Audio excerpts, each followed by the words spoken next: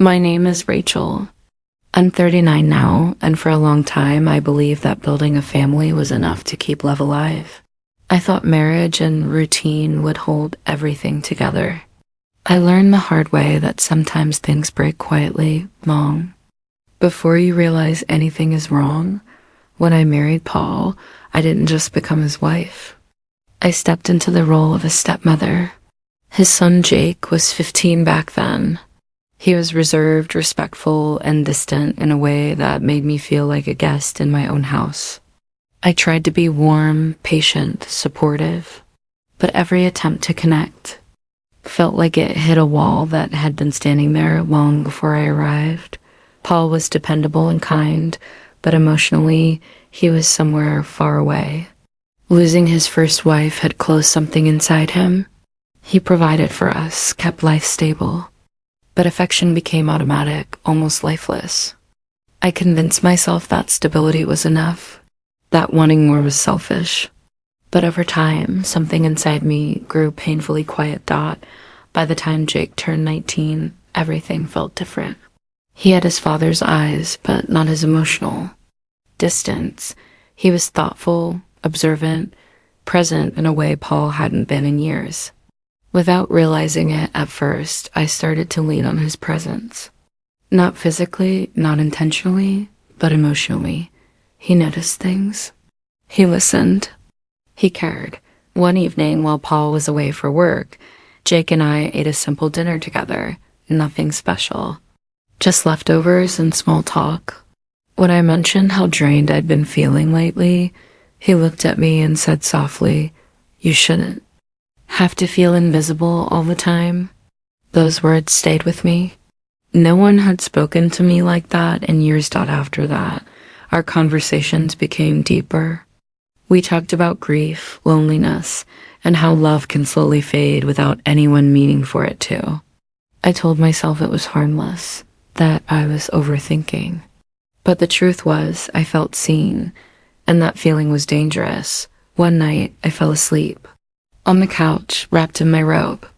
Jake came home late and paused in the doorway before sitting beside me. Something in his expression was heavy, conflicted. After a long silence, he whispered, "Rachel, I can't do this anymore." I asked him what he meant, my heart already racing.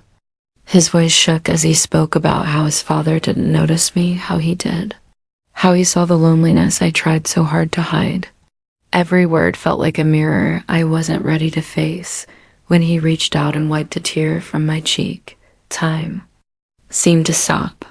And in that frozen moment, fear finally cut through everything. I understood how close we were to crossing a line that could destroy all of us. I stood up immediately and stepped back. "No," I said, "this can't happen." The guilt on his face was instant. He apologized, saying he only hated seeing me hurt. I asked him to go to his room, and when the door closed behind him, I broke down. Not because of what almost happened, but because I realized how empty I had allowed myself to become. After that night, we barely spoke. When Paul returned, everything looked normal on the surface, but nothing felt the same. Weeks later, Jake moved out. The house felt colder without him, though Paul barely noticed. I noticed every empty room, every quiet evening. Years passed. One day, I ran into Jake at a cafe. He looked calmer, older, grounded. We exchanged polite words, and as he was leaving, he said quietly, "Thank you for stopping me that night." I nodded, unable to speak. We both knew how close we'd come to ruining everything. That experience taught me something I'll never forget. Loneliness doesn't always scream. Sometimes it whispers. It convinces good people to stand at the edge of terrible choices. Love isn't just about desire, it's about restraint. About knowing when to step away, even when it hurts. I stayed with Paul. We still live under the same roof. We function. Whether that's love or habit, I don't know anymore. But I do know this. When connection disappears, the heart starts searching for warmth wherever it can find it. That night didn't end in betrayal, but it came close enough to change me forever.